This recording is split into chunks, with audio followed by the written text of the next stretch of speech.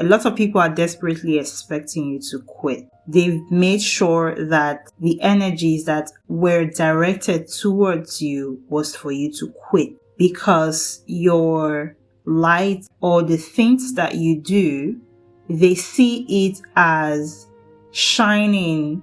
They see your light as creating a cast on their incapability. They see how you grow and they see how you are able to bloom, and it shows or reveals a lack within them, and they desperately want you to quit. So in moments of your life when you feel down, when you feel low, when you don't know if you quit at this minute, what will become of you in the next minute? You don't know if you can keep going on that road. I want this to be a reminder to you, or a light bulb to you in that moment, that the same thought you're having of quitting, especially when you are in the brink of a breakthrough, I want you to realize that there are people who want you to quit and disappear. Once you know about this, once you spot this, that in your low moment, people are happy. Once you hear a smart comment that says, "Oh, I thought you're capable of doing everything," just know that people want you to quit. If you are someone that usually do a lot of things in your life, if you are someone that have a lot of activities, a lot of businesses going on for yourself, adventures going on in your life, investments, and you are at a point where you are losing here, you're losing there, you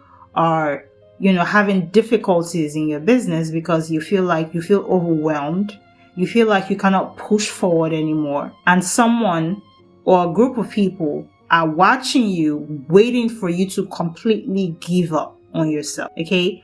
They are planting seeds physically or mentally for you to give up on yourself. This is when you become the main character. So anytime anyone, sometimes they make it look like they care about you. They say things like, "I just care. Are you okay? Are you sure you're okay?" They always want to know if you're okay, if you're good. Do you want to chill for a bit? All of those comments sometimes do not come from a place of love. They are secretly waiting for you to quit because they feel like you're doing too much. This is when you become more of the main character. There are people I like to call crown watchers.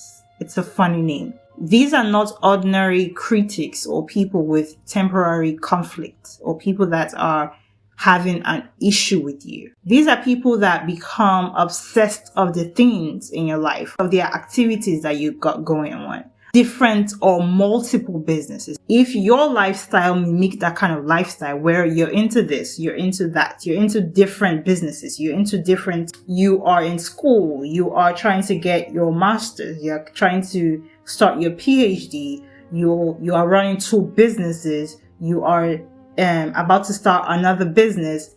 Things are just going on in your life, okay? You want to learn another skill, you want to switch your career, you want to pivot your career into something else. Whatever stage you are in life, if you are someone like this, people are wondering when you will quit, because you being the main character or acting like you can do all is triggering to people. It makes people obsessed of that ability. Not everyone can or will be able to manage different activities and be successful at once.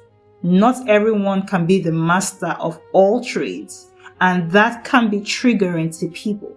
The reason why people act like this, these people that I like to call crown watchers, the reason why they act like this is your growth confronts their stagnation. It's not about you.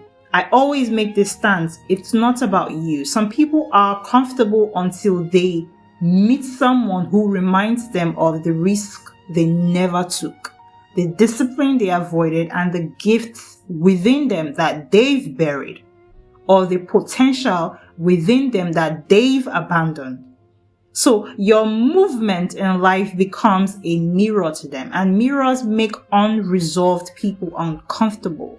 It's easier for some individuals to attack the person's progression than to confront why they themselves stayed the way they are. Do you understand? Certain people attach identity to comparison. Some people feel valuable when they are the smartest, most admired, most talented, like the main character in the room. So when someone with a genuine presence enters that environment, when someone that has learned the skill of social etiquette, that they are able to light up any room, they are able to carry in conversation in different areas, they automatically become the main one in the room. So when people like that, when the spot shifts from them with their mediocrity into you who is genuine with your gifts, with your ability to work a room, with your ability to show your skills that comes naturally to you, they experience it as a threat instead of an inspiration. So your light exposes how fragile their self-worth actually is. And also, envy becomes fixation. Healthy people may admire, learn from, or even feel temporarily intimidated by others, but unhealthy, envious people often evolve into obsessed people. So when someone constantly watches you, studies your movement, monitors your support, compares achievement, or secretly celebrates your setback, you won't know this, because envy is attention mixed with resentment. The person becomes emotionally tied to your rise. They desperately want you to quit. Some people are drawn to anointing or influence. It can be your charisma, it can be your leadership skills, how you're able to carry people along, how you're able to control people in a way that can be positive, your creativity, your emotional control, your originality, your resilience, your influence. People are drawn to that level of anointing. Certain individuals become fascinated by people who naturally command attention or who carry this unusual momentum. That fascination can become not just admiring you, but imitating you, competing with you, and then leading up to trying to sabotage you. These people try to have this proximity to you. They want to have proximity to your energy, to the things you say, to how you speak, your wisdom, your creativity. They want to have access to your audience. So when you create a kind of boundary to people like that, which you would normally do because it's uncomfortable, then the resentment begins. This is why some people become very hostile when losing access to you. So it was never about pure connection. When someone becomes very negative, because if you have a high spiritual maturity, a high emotional maturity, you would know that when people don't want to be around you, respect the boundary. You don't have to be angry about it. Just respect people's boundaries. But when someone becomes very hostile, when you create a boundary, it was never a pure connection. It was trying to gain access to you. They want to see your next move. They want to see when you will break, when you will quit. Sometimes these are just ordinary conflicts, insecurity, competition, emotional immaturity, and unhealthy attachments. So they are not fighting who you are right now. They are reacting to who you become if you continue at this space. And this is why they want to study you. They want to compete with you. They want to say things to undermine you, attempt to wear you down emotionally, spiritually, creatively, and socially. So the goal of the crown watcher, of people that are obsessed with you, that even when you leave that place, you quit from that job, when you stop being in their circle or in their friend group or in their community, they still try to stalk you for no particular reason. You still see them lurking around your social media, even though y'all don't speak to each other again. The goal was never to hurt you or to make you create a boundary. They want to have this proximity with you so that they can be there as a discouragement, as a confidence breaker. They want to have a close proximity with you because they want you to abandon your assignment and to convince you that the pressure you're feeling means you should stop. They will always have comments or things that will make you give up. It's usually subtle because it comes as a care. Why don't you put that aside and focus on just one thing? You didn't tell them you did not have the ability to focus on several things at the same time and achieve what you want to achieve.